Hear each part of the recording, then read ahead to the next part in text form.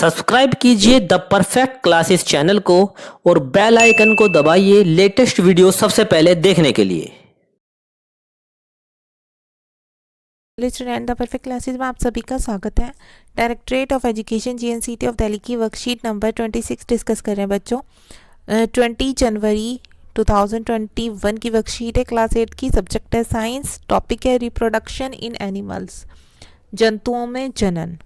तो स्टार्ट करते हैं worksheet. As we know that different life processes like digestion, circulation, excretion and respiration are essential for the survival of every individual।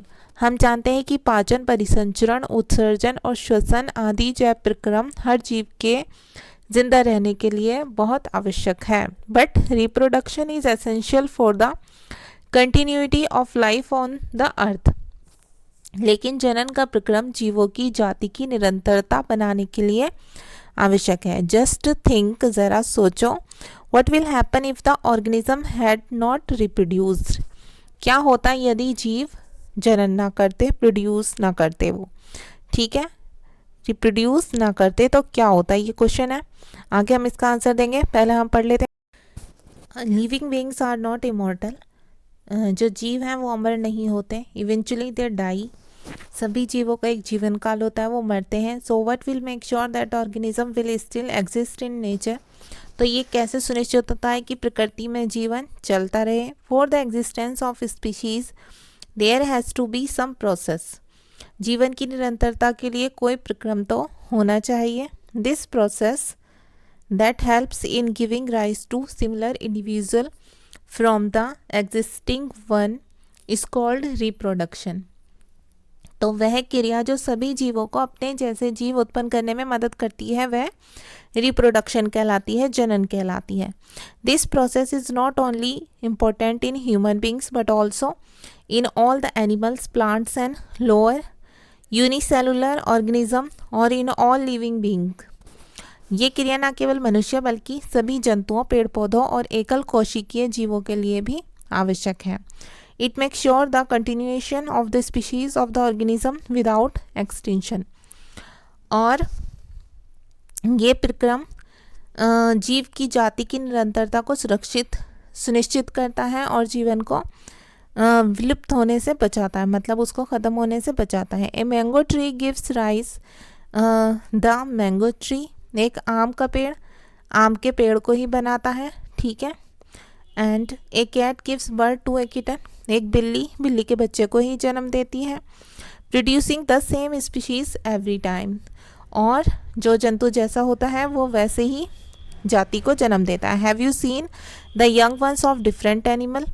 क्या आपने जंतुओं के बच्चों को देखा है, ठीक है। Try to recall the name of young ones of some animals by completing the table. आपको तालिका में दिए हुए जंतुओं के बच्चों के नाम लिखकर इसे पूरा करना है। तो हम इसे कंप्लीट कर लेते हैं बच्चों। देखिए यहाँ पर एनिमल है, ठीक है, और यहाँ यंग वन, उनके जो बच्चे हैं वो बताए हुए हैं। ह्यूमन का बेबी हो गया, कैट है, कैट का लिख देंगे हम किटन, ठीक है। डॉग का हम लिख देंगे पपी है, पपी लिख देंगे। और बटरफ्लाई का कैटरपिलर लिख देंगे, ठीक है। हैन का चिक लिखा हुआ है यहाँ पर। काव का हो गया काल्व, फ्रॉग का हो गया टेडपोल। तो ये कंप्लीट हो गई आपकी table.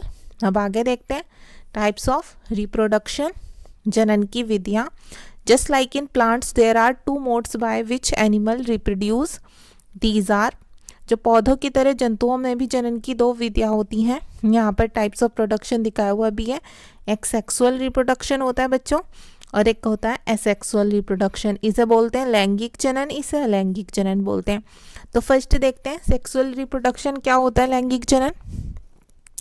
It is a process where two parents male and female. इसमें क्या होता है, ये एक ऐसी क्रिया है जिसमें दो पेरेंट्स होते हैं, एक नर होता है, एक मादा होती है। Participate in producing there offspring resulting from the fusion of male and female gametes is called sexual reproduction.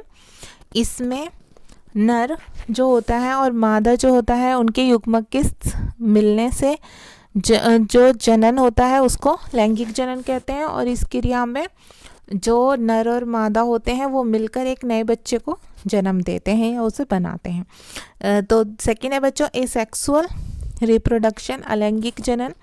It is a process where a single parent is divided by itself and reproduce its offspring. ये जनन का वो प्रकार है जिसमें केवल एक ही जीव भाग लेता है।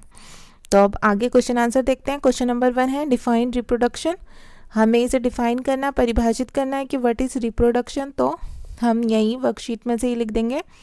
यहाँ से आप लिखेंगे this process that helps in giving rise to similar individuals from the existing one is called reproduction.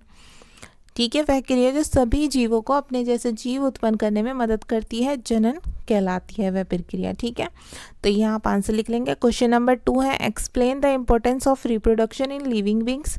Question number 2 में पूछा हुआ है जीवों में जनन के महत्व को स्पष्ट कीजिए। तो इसका आंसर भी आप वर्कशीट से लिखेंगे। It makes sure the continuation of species of the organism without extinction. तो इसका मीनिंग हो गया बच्चों, यह प्रक्रम हर जीव की जाति की निरंतरता को सुनिश्चित करता है और जीवन को विलुप्त होने से बचाता है। ठीक है, कोई भी जाति को विलुप्त होने से ये बचा लेता है जीवों की। ठीक है, अब देखिए थर्ड है what will happen if the living organism had not reproduce. क्या होगा यदि जीव जनन नहीं करेंगे। तो इसका आंसर आप ये लिख देंगे If the organism had not reproduced, it would have been impossible to maintain their caste continuity and their caste would have become extinct.